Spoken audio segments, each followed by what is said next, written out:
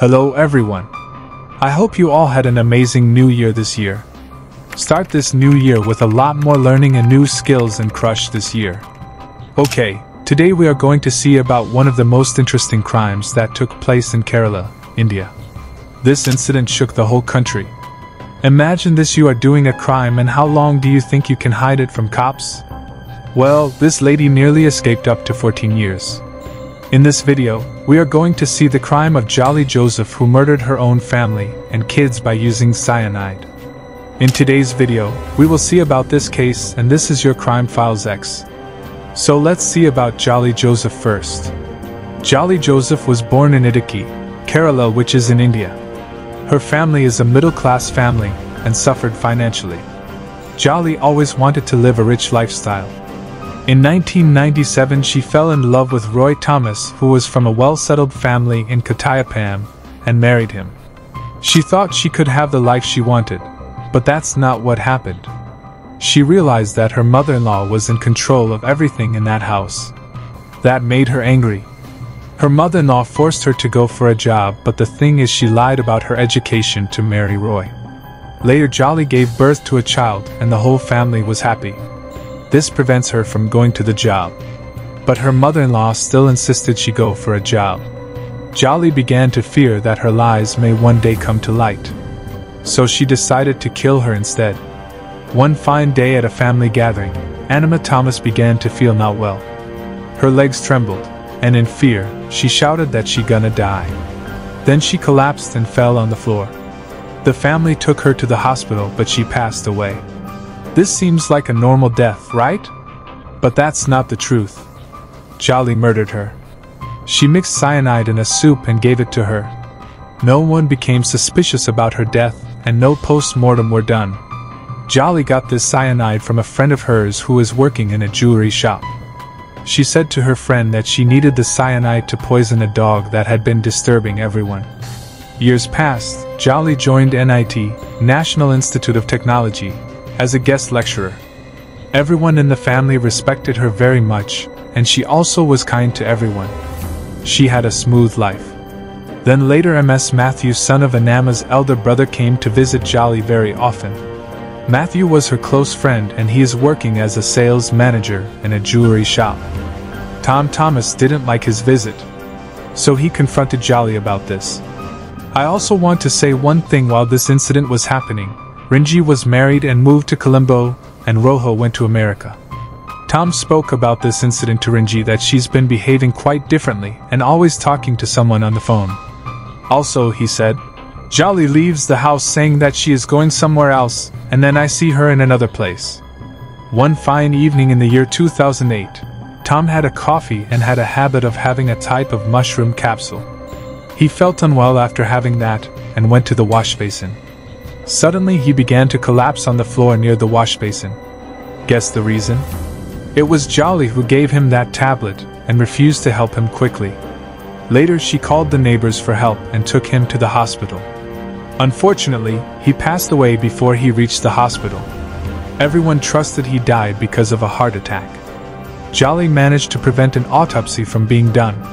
There was a 6-year gap difference between these two murders. Shocking, right? Think about this. Even though it was hard for us to find anything suspicious about this murder, right? Time passes and Jolly becomes pregnant. Later, she gave birth to a second son, and everything went well. Roy always wanted to start a business, but unfortunately it didn't go well. They had run out of money soon. Soon this turned out into a severe problem. Jolly was thinking of getting a divorce. But the investigation says that Roy may happen to find out about Jolly's affair with Matthew. They may had a clash between them.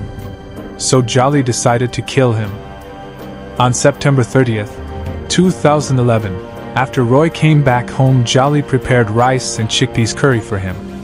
Roy went upstairs to take a look at his kids who were sleeping. Then Roy had his dinner. Suddenly, he had a burning sensation in his chest. He went to the bathroom. Jolly tried to open the door, but she couldn't. Then she called Rojo for help. Rojo saw his brother lying on the floor with foam out of his mouth. They took him to the hospital, but he passed away. But this death made his uncle Matthew Manchadial, Don't get confused, there are two Matthews in this case. He insisted on doing post-mortem, but Jolly didn't want it.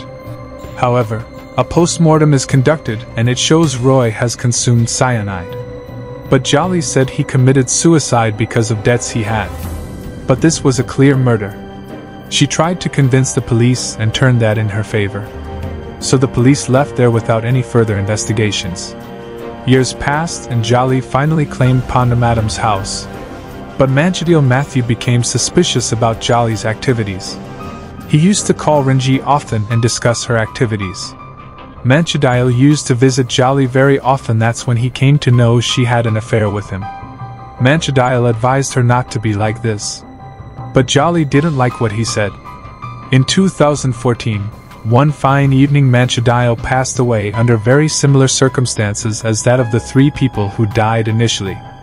The police thought that Manchadil becoming a threat to Jolly, that's why she may have killed him. Unfortunately, no post-mortem were conducted. As time passes, Jolly begins to fall in love with Shahja Zacharias. She wants Shahja as her second husband. Shahja was Roy's first cousin. He is financially well settled, has a good job, and one who can take care of all her needs. Shahja was married to Silly Sebastian. They had two kids, Abel and Alfine. Now the one standing in Jolly's way is that kid and his wife. So, she planned to get rid of them. On May 1st, 2014, the family was celebrating Abel's first communion. Family and friends gathered at Shahja's function and Jolly Joseph too.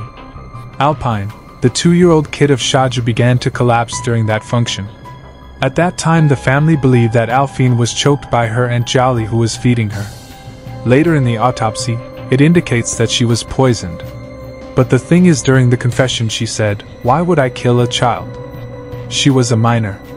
She wasn't a problem to me." Here Jolly's point is valid, and I believe there is also something behind this. After this incident, Jolie befriended Silly and they both become very close. Silly shares everything with Jolly, and she mentioned she always wanted a baby girl. Jolly suggested a mushroom capsule that was good for overall health. In 2016, Silly and Shahja went to the dental hospital and Jolly also came along with them. They all were waiting at reception. Silly didn't feel well that day. Jolly helped her with food and medicines. Jolly had this mushroom capsule that was filled with cyanide. Like she planned, she gave this to Silly by saying, "You'll feel good after having this." Silly took those capsules. She suddenly collapsed on the floor and passed away. The doctors insisted on a post-mortem, but Shahja refused it. An investigation took place whether it was Shahja who intentionally killed his wife and child. A year passed and Jolly went to Silly's death anniversary. Jolly told her son that she received a proposal and going to marry Shahja. In 2017, Jolly and Shahja got married. After seeing all this, Rinji decided to do something about it because she had suspicions about Jolly. Rinji saw a copy of Roy's post-mortem. Here the time of death is 11:20 p.m. The last thing he ate was rice and chickpeas curry, which was still undigested at the time of death. That means Roy had dinner before he died, and through food, he took cyanide, which was everyone's thought. But what Jolly said to Rinji was he didn't have dinner at that time. Also, she said he had this dish around 2:30 to 3 p.m. That's when Rinji decided that something was off about this. Because nothing matches what she said. Rinji went to I.P.SKG Simon, who served as a district police chief in Kottayam district. She sat there and told everything about Jolly's suspicions, Roy's report, the sequence of death, and so on. Simon arranged a time for this investigation. The first thing they wanted to investigate was her workplace. Because Jolly introduced herself as an NIT lecturer. They came to find that Jolly had never been employed here and there was no such person there. Not even as temporary staff. The team decided to investigate the certification for her educational qualification, but those also turned out to be fake. The team took Jolly into custody.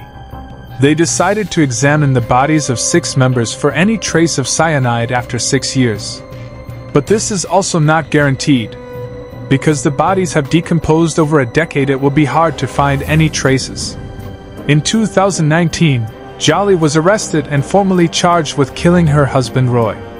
But she remained under suspicion for the rest of the 5 murders. Ms. Matthew was also taken into custody. This case was complicated due to a lack of physical evidence.